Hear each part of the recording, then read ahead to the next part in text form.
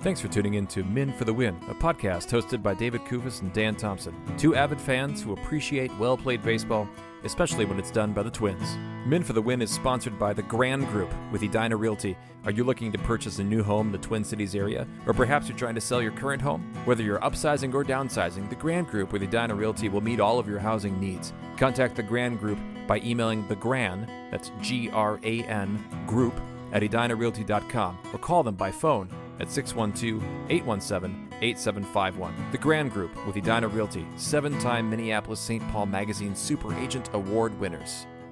On this episode, David and Dan recap the Twins' 2-game series against the Milwaukee Brewers. Thanks for listening. Enjoy.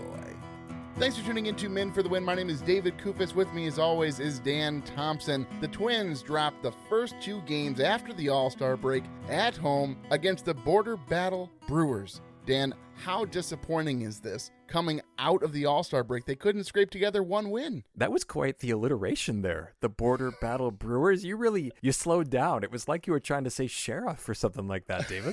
Coming out swinging, Dan. We're apart for one episode, and you come out making fun of the way that I talk. This is our only chance together for 2 weeks here, because we're going to be apart for a long time. A long gap, but my goodness, Dan, so much has happened since we've last talked. We had the All-Star break, the Home Run Derby national anthem. Did you hear this, Dan? No, because I was in the woods, right? So you tease me about kind of when I'm off the podcast, whether I go into the woods. And I was in the North Shore of Minnesota, and I really did not have cell phone service. I had more mosquitoes than I had bars on my phone for service. So yes, I didn't watch the All-Star game. I didn't hear the national anthem that was much ballyhooed. I don't know. I think the All-Star game is it mattered more when Bud Selig was commissioner. I'll say that. Well, yeah, because it actually meant something. Yeah, exactly. I kind of longed for those days default, a little bit. Dan, you made that sound like it was something that it was mattered who didn't turn. No, it actually did matter back then, Dan.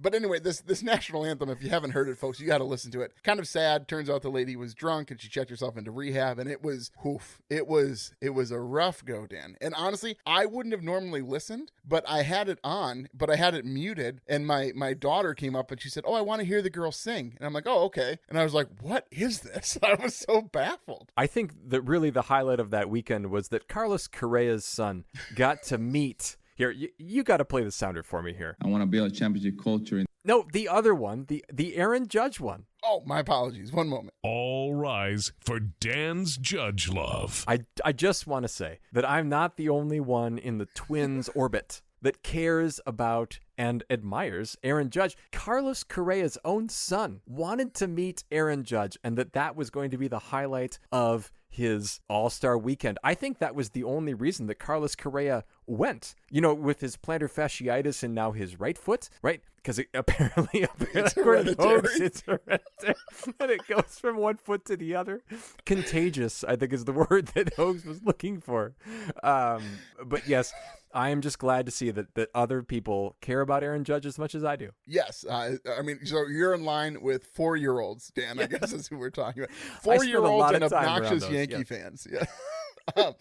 Anyway, the All-Star game, so Hernandez beats Bobby Witt Jr. to take the crown of the Home Run Derby, if you care. The only reason I cared is because my boy Pete Alonso was in, and he couldn't get it done. Yep. Oh, I was quite annoyed. And then in the All-Star game, the AL defeats the NL, because of course they did. It was 5-3, and I know you would have enjoyed this, Dan, had you been watching. Basically, every player was wearing a mic while they were playing. Are you not entertained? Are you not entertained? Yeah, good riddance for that. I don't need to hear the microphone. Again, bring back Bud. That's what I want. I want this game to matter. I want there to be seriousness and levity and decorum brought back to the All-Star game. So last note here, Dan. I couldn't even write this. Like, if I just wanted to come up with a scenario, Dan, I could not come up with this scenario. It's Saturday morning. I'm at the library, sort of in a weird... I normally don't go to the library, but I'm at the library, and I'm coming out of the library. And the night before, the Red Sox were playing the Dodgers, and I missed baseball, right? Because we'd had a few days without, and the Twins weren't on, because the Twins have this weird 2-game series with the Brewers, and it's after the kids go to bed, and it's the West Coast, so I throw on the Dodgers Red Sox game. And it's a great game, Boston's up 1-0 almost the entirety of the game until Freddie Freeman hits a grand slam to put the Dodgers up 4-1 to get the victory. Well, I come out of the library and there's a guy in a Red Sox shirt. And I say to him, unprompted, right? I'm a pretty outgoing person. You probably know if you listen to the show. Yeah. And I say, oh man, I really thought you guys had it last night. That Freeman grand slam was a killer. And I'm thinking the reactions I probably are going to get is either, oh, yeah, it really sucked, or what? Like, he's just wearing the shirt, right? He doesn't know. Sure. No, Dan. You know what this man says to me? He says, I taped it. I was going to watch it today. And I thought, had he not responded so quickly, Dan, I thought he was messing with me. Because I'm thinking, because I always, folks, you don't know this, but I watch a lot of these games on delay. And so I have the spoilers off. I don't look at my phone. So for me, of all people, to spoil a game for somebody else, and he says, I have the beer cooling in the fridge right now. And I was like, are you serious? And we just start laughing. And he's like, this is like a Seinfeld episode where I didn't want to know the score and you ruined it for me. And I felt so terrible. I could not believe this happened, Dan. What are the odds of that? Do you go around telling children that like the tooth fairy's not real too? Like, is this part of your daily routine when you see small people? Oh man, Dan, I've never felt so bad about a sports watching incident, right? Like but I mean, there is a timeline here, though, there right? is. Like you can't be like, oh, I was going to watch Phelps in the 2008 Olympics later. Don't tell me what happens. Like, you can't do that. No, I think the statute of limitations on a baseball game, especially when you're out wearing, like, he needs to be a little bit more incognito, I think, rather than advertising, because there's a lot of Red Sox fans out there now infiltrating other places, right? So I think he should have just worn, like a T-shirt of something else, more innocuous and more, random or, benign. How much of the percentage blame would you give me? Like, should I have opened with, did you see the game last night? No, or was it too forward? 0% blame. This is all on the Red Sox fan. This has kept me up. That night, I did not sleep well, Dan, because I felt so terrible. You are so absolved, David. I think you're just fine. Go ahead and get some sleep. Okay. Well, with that, enough shenanigans. I just don't think we want to talk about this series, Dan, but let's go ahead and jump into the series recap. Series recap. Game 1, Dan. Twins dropped this one 8-4. Went to extras, Dan. I don't know if you knew this, but it went to extras, and they still lost 8-4, which is impressive. Yeah, this is a really a maddening game in so many ways, a maddening series in a lot of ways. Now, there were some pluses. If you call this a plus, all these Brewers fans at Target Field, it was the highest attended regular season game at Target Field ever, 41,679. That was tweeted by Aaron Gleeman. Obviously, you can find it other places, but it seemed like a great pitcher's duel for so long. Pablo Lopez looked really good. We'll talk more about him later, but 7 innings, 4 hits, 1 earned run, 1 walk, 7 strikeouts. The ump was no help to him, but I mean, really a good old-fashioned pitcher's duel here right out of the All-Star break. Yeah, I think that they don't give enough credit, too, for the attendance, that it was Royce Lewis replica bat night. And so I do think that was a draw, Dan. Like, you laugh. You would have stould in line. You were the chosen one. Oh, sorry, wrong one. He's the one. That's the better one there. I get so confused now about, is he healthy? Is he not? What is he? What is this man, Royce Lewis? I would have wanted the bat, but though the Brewers fans always travel well, I think it was more because this is finally a weekend series with the Brewers. Yes. And so this is how these rivalries should be. We're going to talk about next year's schedule a little bit later, but I think that's a factor. Yes. So Eddie Julian, Dan, returns to second base, and basically a new man making fantastic plays. Oh, Canada. But this roster experienced a shakeup, Dan, and not due to like Rocco thinking we got to make some changes here, we're not playing well. It's because everybody got injured, Dan. So Correa, Paddock, and Miranda all are added to the 10-day IL. Julian and Martin are activated. Castillo and Wallner are still on the roster. So this looks like some sort of weird hybrid between AAA and the Twins team. But I don't know, Dan. This was a weird series to be playing this lineup. It totally was. The Brewers score first, by the way, in the top of the third. It's a Jackson Churio RBI, so the Brewers up 1-0. Buxton did save a run, catching a ball, and then hitting the wall with his shoulder. He was okay, though. He played a crucial role, really, in this series. And so, really, it is, again, like I said, it's a pitcher's duel for a long time. Yeah, so top of the 7th. Lopez comes out in the 7th, which I was shocked at, Dan. Yeah. So he was at 95 pitches. He finishes at 109 pitches, comes off the mound in the top of the 7th, and the team still can't get him a win, Dan. Bottom of the 8th, though, at least they tie it up. Castro doubles, advances to third on a wild pitch. And then Diego A. Castillo, a name that we never thought that we would be saying with these Minnesota Twins. He comes up and he hits a fielder's choice that was maybe, I don't know, barely past the mound. Castro slides in. The play is reviewed, and he does score. So it's tied. And just a great slide by Castro, who he did a whole lot in this series, good and bad. We're going to get to him a little bit more in game 2. There is something about Willie Castro that he must be a distant relative of Eddie Rosario. I was wondering if you might bring that up. Yes, absolutely. They're so similar. Yes. They are so similar in so many ways. But anyway, top of the 11th now, Dan. It's a tie game. It's gone into extras. Nobody can score because nobody wants to, apparently. Cole Sam's on the mound. He throws a wild pitch, advances the ghost runner Joey Ortiz to third.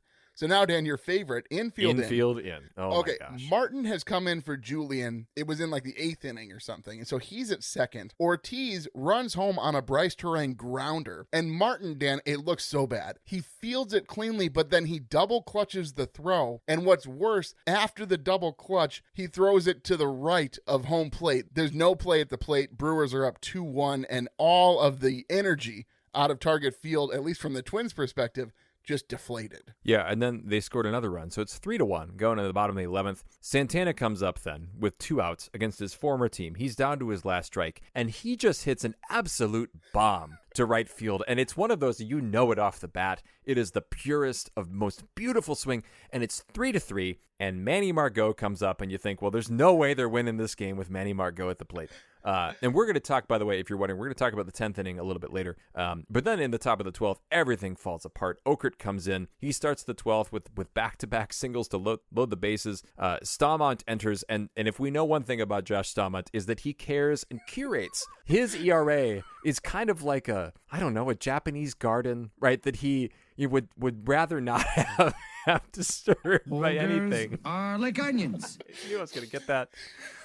But he allows not only the 3 guys that he inherited to score, but another guy after that too. It's 8-3 Brewers. It's all things problematic. The Twins do get 1 back in the bottom of the inning, but they go 2 for 14 with runners in scoring position. Pretty pathetic game that should not have gone 12 innings, but it does. And I don't know that really burned the Twins in game 2 necessarily, but they did use all of their arms in game 1 as Rocco was trying to win that baseball game. I can't get over the text you sent, Dan, where you were like, they really got to get a lot of innings from Ryan in game 2 because Rocco was managing to win game 1, which again, your mindset will always baffle me. You can't deny that he was trying to win game 1 in a situation where just last week he was not trying to win a game against the Astros. He was down 2 because he thought, oh, this game's over, right? And then we were sitting next to each other. That's his threshold is 1 or 2 runs. Well, like 1.5 is the over-under for Rocco to whether or not he's managing to win or lose. It was the weirdest thing, right? Because like if we're going on feel, like the game last week that we went to together felt more like a game the Twins were going to win in some ways. Anyway, we should go to game 2 because the Twins lose this one as well, 8-7. Now, Joe Ryan does eat up 6 innings. They're not great. 7 hits, 4 earned runs, 6 strikeouts, 1 home run. I don't know. I mean, this was another frustrating game for me, David. Yeah, this was a hard one to watch as a Twins fan because it just seemed like, okay, they're going to come out of the gate, they're going to score some runs, and then we're going to get back on track. But no, it starts off kind of sadly, actually. Castro's thrown out at third, trying to stretch a double into a triple. And so the Twins don't end up scoring, but this is a contrast, Dan, to the good slide he had in game 1 at home plate. This slide, he slid with his head. That was the first thing to come in contact with the bag. I don't understand how you can even do that. No, it was not his best effort. It's like he thinks he's an all-star. He can do anything now.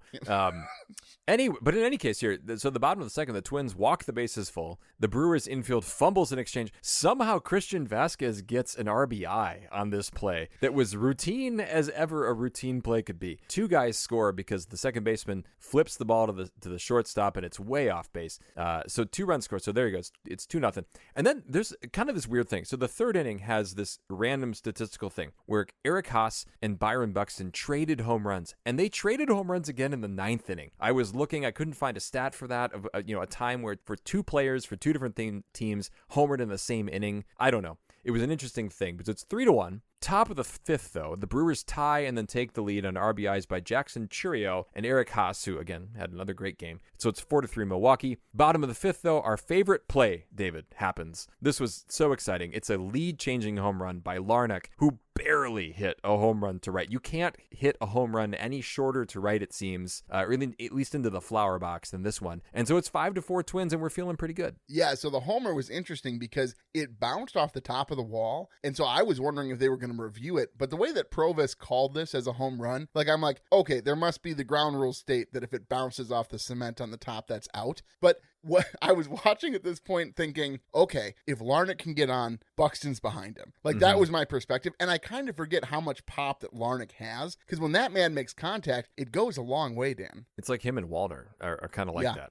So top of the 7th, though, Jackson Chourio, who is becoming, he's joining the group of what Jose Ramirez, Salvador Perez, kind of these teams that we just don't like to see because they always seem to play well against the Twins. He homers to tie it after making just a great catch in foul ground, reaching at least a row into those left field seats there in the bottom of the 6th. So it's 5-5. And then at the top of the 8th, Rhys Hoskins, the guy that I think we wish the Twins would have signed. At least I know that Carlos Santana has had a pretty good year here, but he hits a 2-run home run that goes barely out of the reach of Austin Martin in left field. So it's 7-5. So we have to talk about this home run, Dan. So you and I have had this discussion a lot of different times about, as a fan, it's pretty important that you're aware of the situation, which team is batting, what's happening. And a Twins fan didn't end up mattering. However, a Twins fan, Dan, reached over the left field wall and actually got in the way of Martin trying to make this catch. And so it ended up being a home run. It was probably going to be a homer anyway.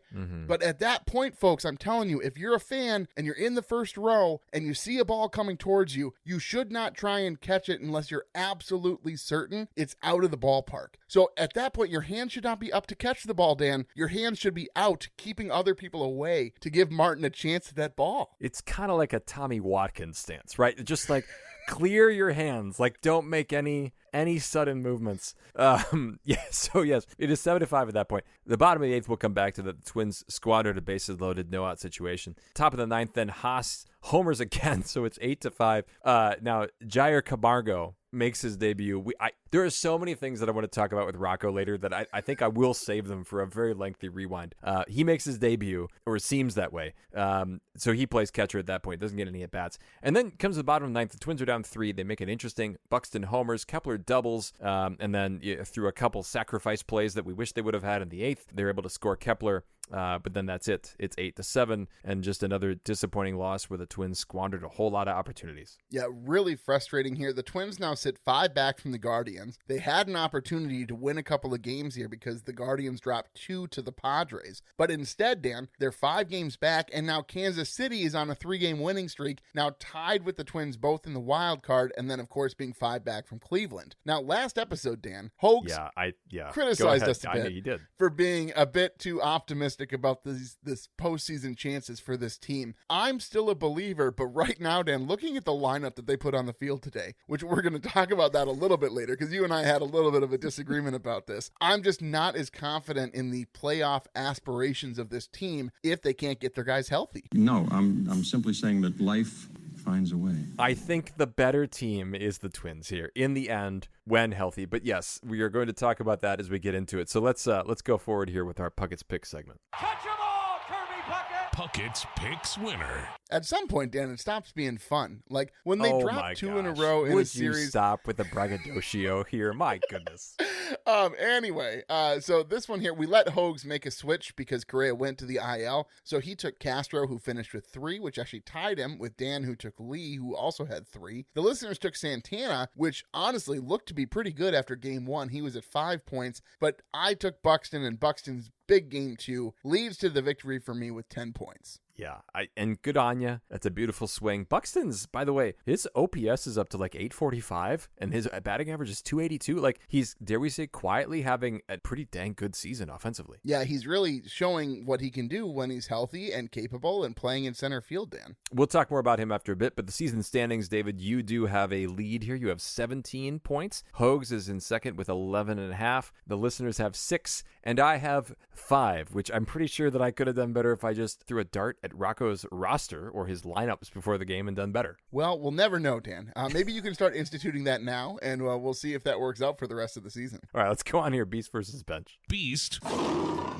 versus bench. Losing fun? is losing fun. Yeah, so Buxton is going to be my beast, obviously. He won me Puckett's picks. He goes 2 for 9, which doesn't sound that great, but he walked a couple of times. Great outfield play, and honestly, he's stepping up, Dan, in the absence of Royce Lewis and Carlos Correa. And I think that we think back to when Carlos Correa was signed, talking about how this is Byron Buxton's team. And honestly, I've been of the persuasion for quite a while now that I'm just not sure what Buxton is, because he hasn't had any long stretches of health to show what he's capable of. But now, Dan, he's sort of on this trend, like you just were saying, that he's really upward in his perspective, both from a fielding, a little bit more wisdom and thoughtfulness of his approach, not just absolutely destroying his body at any given chance. And he's working on his patience at the plate. You mentioned his batting average at 282. That's insanity for a guy who was batting like 212 last season. And he's playing at center field, which we know the Twins have no other good options here to play center field. So thank goodness. What for about that. Manny Margot? Is that I know, yeah, not the man.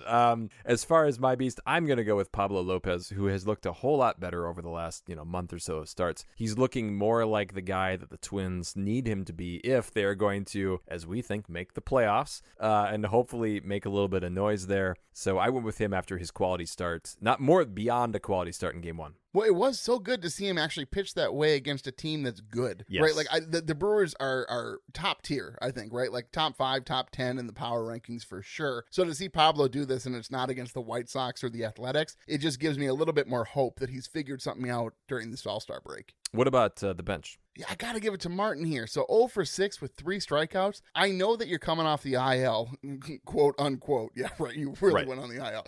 Yeah, you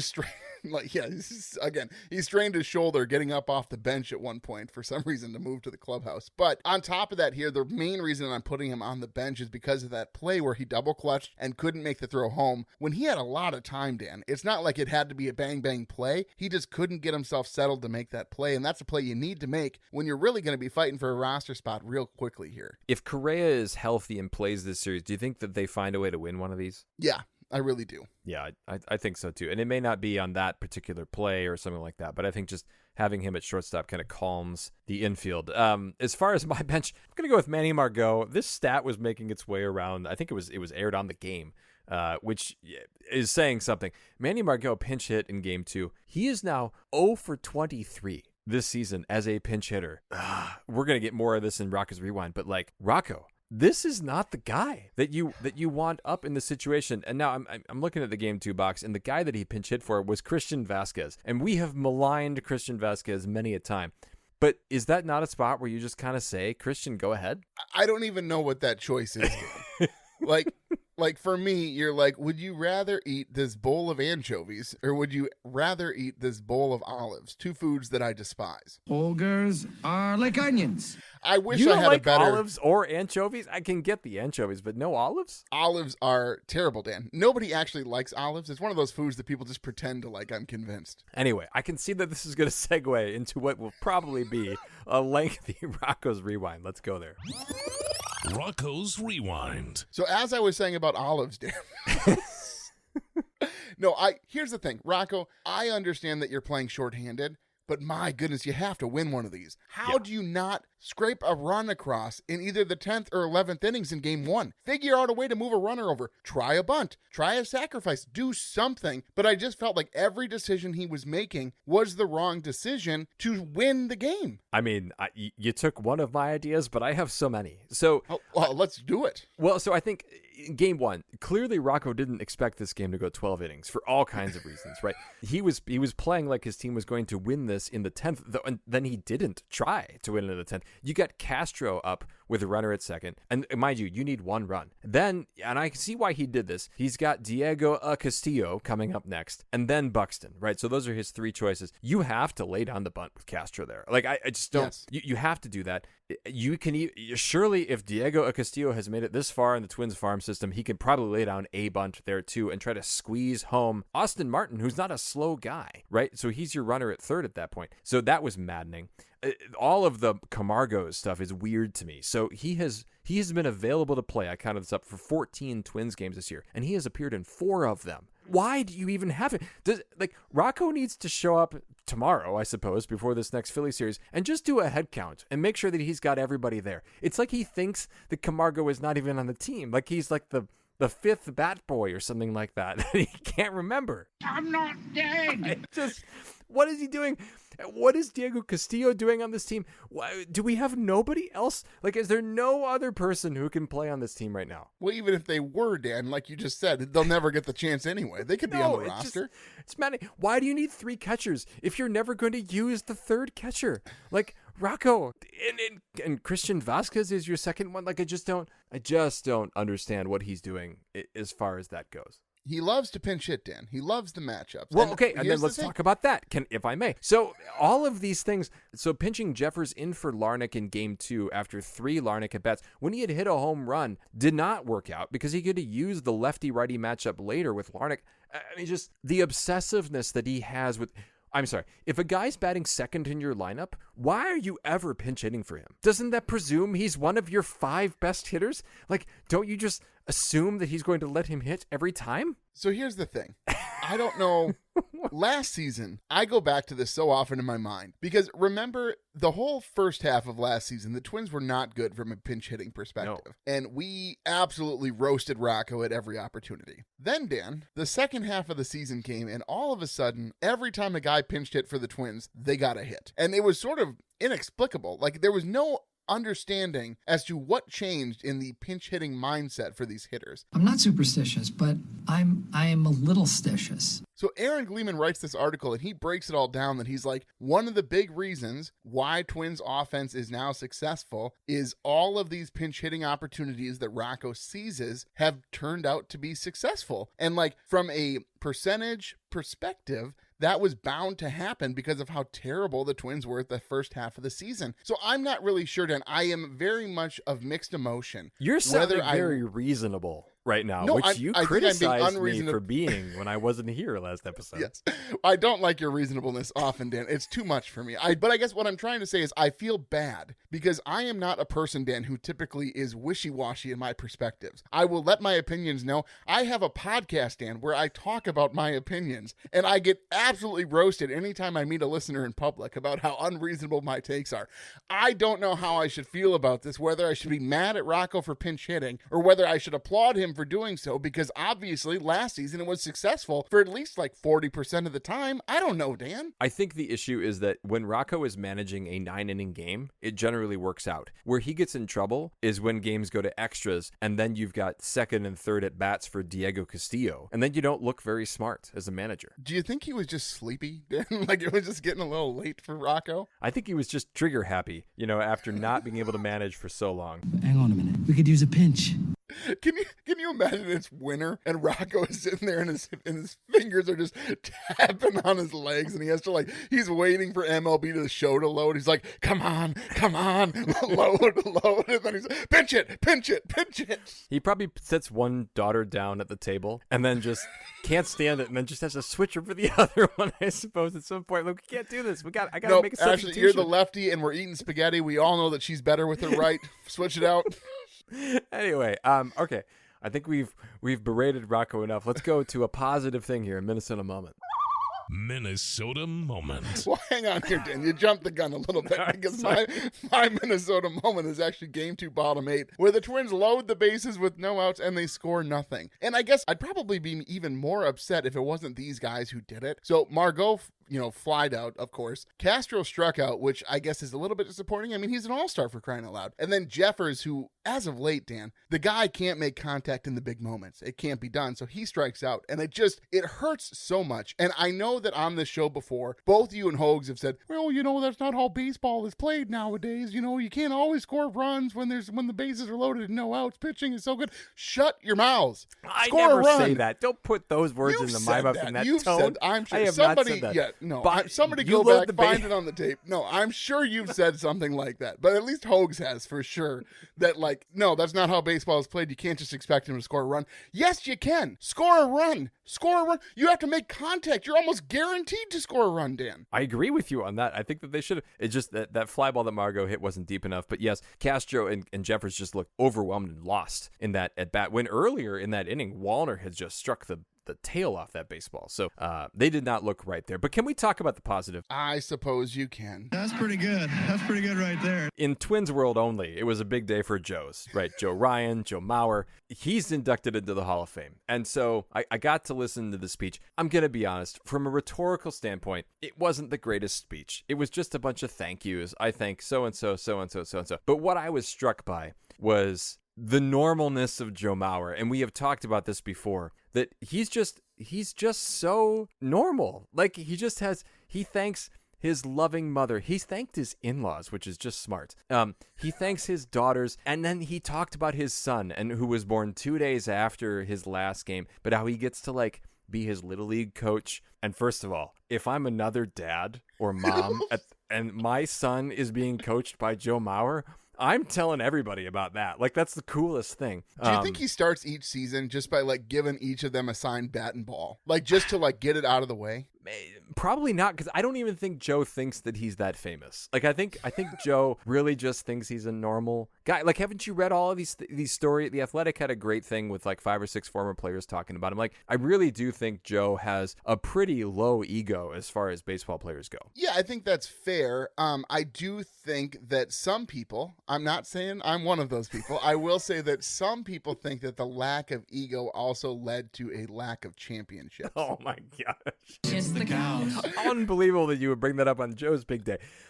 The other thing that struck me was, and there was a lot of cool images. I think Betsy Helflin, who is, works for the St. Paul Pioneer Press, was there. Really cool to have all of these former Twins together. I don't know if you saw this too. There was a photo. I think it was like 10 Hall of Famers who played for the Twins, and they were all together. And the image of David Ortiz being with this group, I think just made me so like, oh, imagine if. Oh, it's going to be crazy in 20 years when Miguel Sano does the same thing.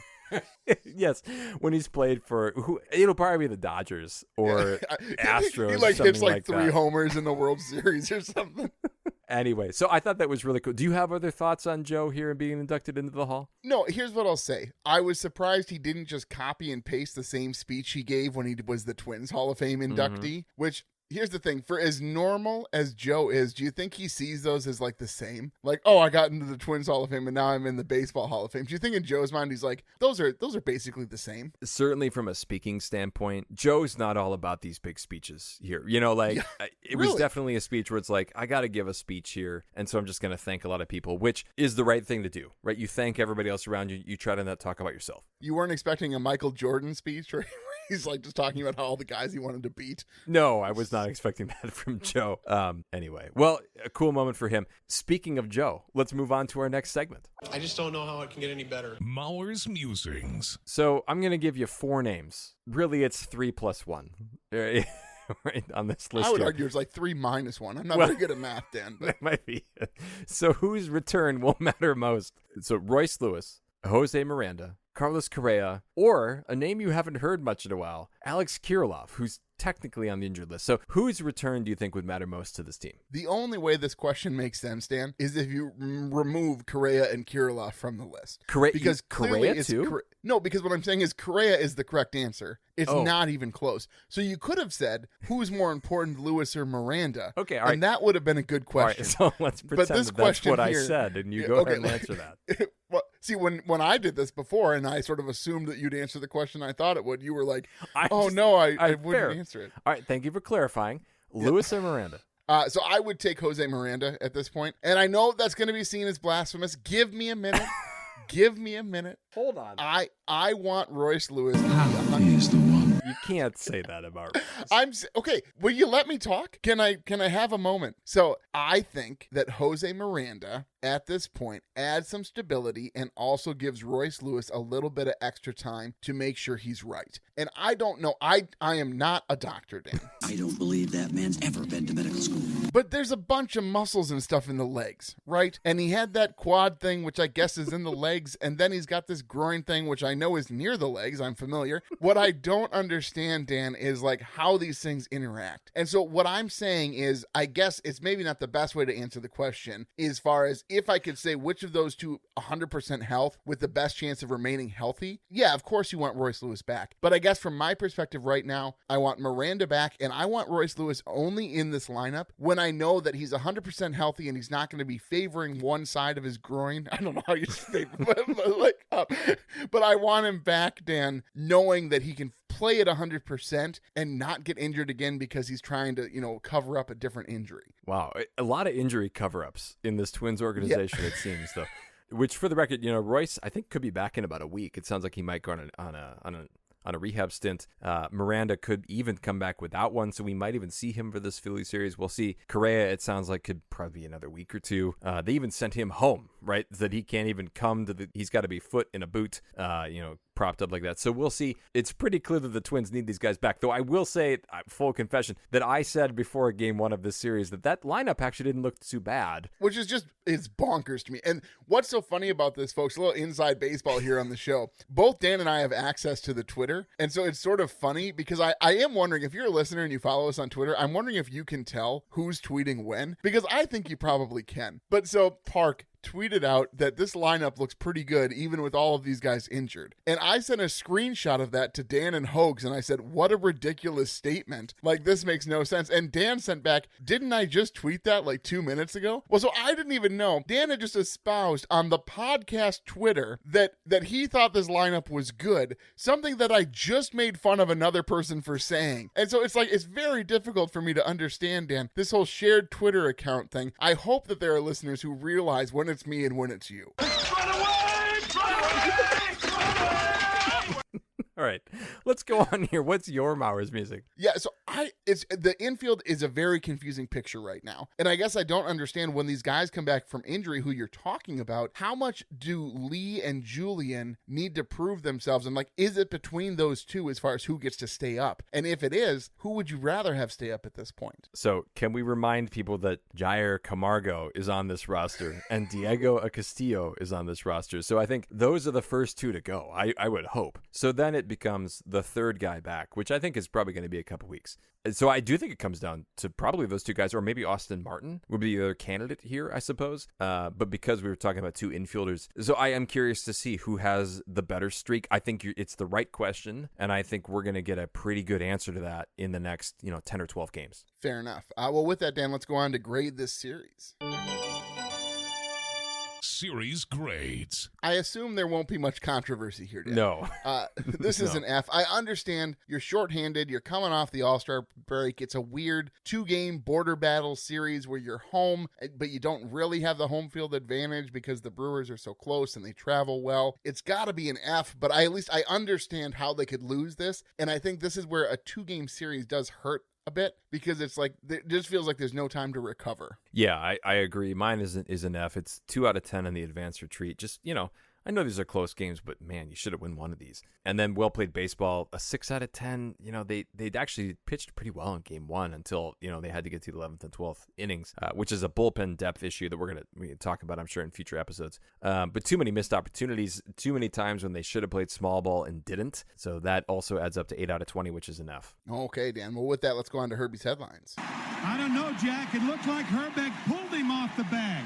Herbie's headlines. Well, so a quick note for the Astros. I hate talking about the Astros, yeah. But Alvarez hits for the cycle against the Mariners. Only the 10th time in Astros history. I know that it's sort of a weird stat, but I don't quite understand. Doesn't it seem like that should happen more often? You got to be able to hit that triple. It's the hardest part. Well, so the MLB schedule was released. I was a little taken aback. Normally it is during this stretch, but because of the Oakland Athletics moving to Sacramento, apparently there was going to be maybe some delay here with this, but it does come out. I like this schedule overall. It's pretty balanced. I think everything that they've done now with playing everybody really probably makes the scheduling easier. But there's one thing that was pointed out. Phil Miller actually pointed this out, is that rivalry series now, like this Brewers series, are going to be 3 games, not 2. And I'm curious for your thoughts. I'm playing the Brewers then in six games in a year rather than the 4. It feels too much. honestly. It's an interleague game. The games really only matter because of the border battle feel to them. I guess I don't really like to see those games pushed further than they need to be when they're kind of a novelty to begin with. Like the Brewers schedule and the Brewers final season standings means absolutely nothing to the Twins. And so I don't know that I really love giving extra games to a series that really these two teams have almost nothing to do with each other other than their location.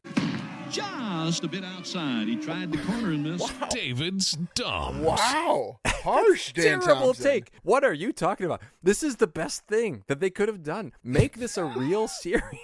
David, I can't believe you're against this. They just drew 41,000 people to Target Field for this series. It was fun. It was competitive. It brought out the true love of baseball between these two great states of Minnesota and Wisconsin. What are you thinking? This is fantastic. None of what you just said justifies the perspective. It was a good series now, so it will be a better series next time because absolutely. It's longer? Yes, because they're going to draw fans. It's going to be exciting. It can be on a weekend like this, presumably, without giving up an extra day off during the All-Star break. This is a fantastic development to grow these rivalries here when you're playing everybody anyway. I love this. So a couple of thoughts here. First of all, everything that you've said has really nothing to do with the sport itself. It's all elements that surround the sport. Yeah, that's fine. That's okay. Well, yeah, it's fine from that perspective, but what I'm saying from a purely numbers perspective, increasing the number of interleague games simply because our states happen to be touching doesn't help competition, Dan. It may help sales in the stands. That's fine. If your argument is this is good because it will lead to, it's not going to lead to a rivalry. It's 6 games in a season. Again, like it's not going to be the Vikings-Packers. That's never going to happen, Dan. You're not going to see fist Have you fights. no joy in your life? Is there no song in your heart? I would argue, no, I'm not even being curmudgeonly, like, oh, I don't want to play the Brewers. I'm just saying from like a competition perspective, this makes very little sense to me. All right. Well, anyway, I love it. It's pretty clear. Well, I'm not saying it's like the worst thing ever. I'm just saying that I don't think that it you're trying to make it into something that it's really not. And the things that you're saying are positives have nothing to do with the sport of baseball. They have everything to do with things that surround the sport of baseball. Oh my gosh. All right. Anyway, can you not say that this was, all right, I gotta play it again. Are you not entertained? Is this not why you were here? Is this not why you were here, David? To watch an exciting baseball game between two different fan bases that love Dan, their you team? Can't, no, okay, this is a fault in your logic. You assume because two teams had a good couple of games, every future games will be the same. This is the chicken, Dan, who's fed every day by the farmer, and he thinks, man, I really got a good thing going here. Every day this guy's going to come feed me until it's dinner time for the farmer, Dan. Like, you can't make this assumption. Ogres are like onions. End of story. No, forget that. That's a great metaphor. That's exactly what you're doing. You're making an assumption of an outcome that you cannot predict. All right, let's move on here. No, I have something to say. Can I talk about the schedule? You got to say your thing and then chastise me. Then yelled at me for having a perspective on it that you asked me about. But what I wanted to say about the schedule, thank you, if I may, is that the only thing I do not like about this schedule, outside of apparently the 6 games that they're going to play the Brewers, which apparently me saying anything negative about will be the end of the podcast. But what I don't like about this is that to end the season, Dan, the Twins go against the Diamondbacks, the Yankees, the Guardians, the Rangers, and the Phillies. That is an absolute gauntlet to finish the season. So if the Twins are going to be competitive next year, they need to be one of those top teams, and they best have a good-sized lead in the AL Central in September, because that is a rough stretch. It definitely is. And we'll see. Things can change from year to year. But yeah, you named some teams that are pretty perennially good. All right, well, with that, Dan, let's go on make our Puckett's picks for the upcoming Phillies series. And we'll see you tomorrow night. Puckett's Picks. Well, the listeners are going to take Buxton, which isn't surprising because he's the only one who has 2 working legs on the roster. And then it'll go to you, Dan. I'm going to take Carlos Santana. He looks good, and he's a switch hitter, which is the only guarantee that he's going to stay in the lineup for 9, 10, or 11, or 12 innings. Hogs then is going to pick Brooks Lee, which was did you expect this pick out of Hogs? He's got a lot of hope for him to break out of his slump, so we'll see. Yeah, I don't have a lot of hope for that, Dan. So I'm going to go with Willie Castro, who I got to think he's going to score some points. He'll probably have some negative points too, but I'm sure it'll all come out in the wash. I'm excited too. I'm actually going to catch the last game of this Phillies series, and then I'm going to record. We'll play the game of Where Is Dan Next recording, because we're going to have to do that this week when Hogs and I talk about the Phillies series. Yeah, so I'm going to be out, and then you're going to be out. It's a very confusing couple of weeks here, folks, where a lot of travel's happening, but rest assured there will always be an episode of Men for the Win following every Twins series. It's just a matter of which voices you're going to hear. Well, I think since we're not going to hear your voice for all, which I think maybe will be, well, I'm not going to finish that thought. How about you go ahead and send us out? You know, Dan, I hope when I come back you realize you appreciate what I bring to the show here after having to deal with Hogs for 2 straight episodes. Fair enough. But well, folks, if you like what you hear, please tell a friend. You can follow us on X at Men for the Win and find our Men for the Win Facebook and Instagram pages. Make sure you subscribe to the podcast on your favorite podcast platform so that you're notified when new episodes are available. And if you could leave us a rating or a like, we'd greatly appreciate it. If you'd like to support the show further, you can find us on Patreon. Link in the description. Thanks for listening, and as always, go Twins. That'll wrap up another episode of Men for the Win, a podcast hosted by David Kuvas and Dan Thompson, 2 avid fans who appreciate well-played baseball, especially when it's done by the Twins. Thanks so much for listening, and as always, go Twins.